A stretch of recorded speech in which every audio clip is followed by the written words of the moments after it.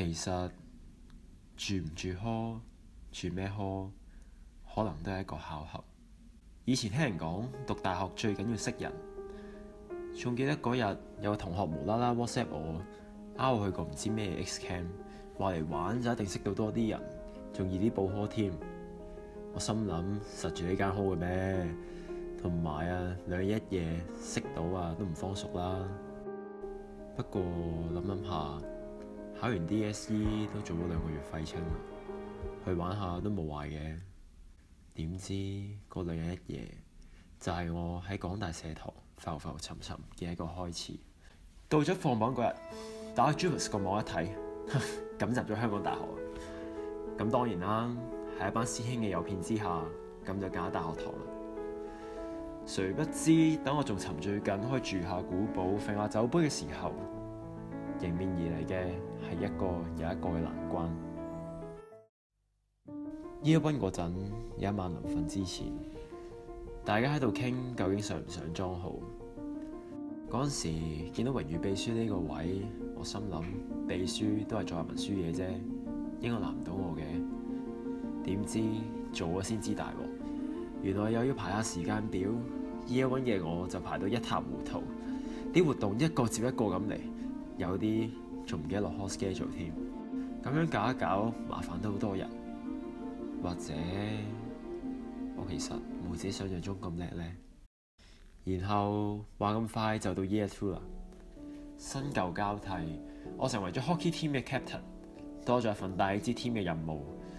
我恃住自己入 hall 之前都有做下運動啦，體能唔錯就 hea 下咁打。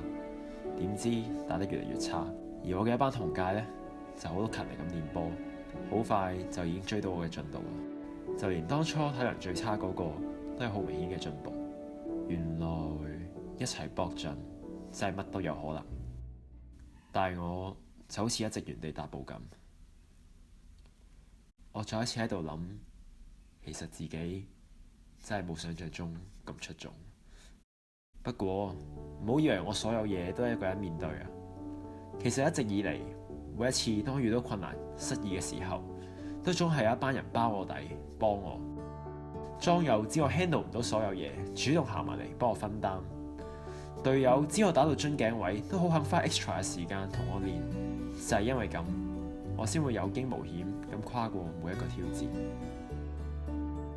嚟緊都 Year 3啦，唔通我都仲係要樣樣嘢都靠人 carry 咩？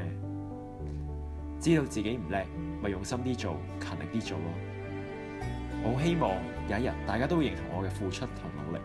我好希望真係可以獨當一面，成為其他人嘅榜樣，唔好辜負當初撐我嘅兄弟。可能有人會話，大學4年揾下 intern 去下旅行，簡簡單單咁咪算咯。又有地鐵啦，有需要住 hall 咩？呢個問題個答案其實好簡單。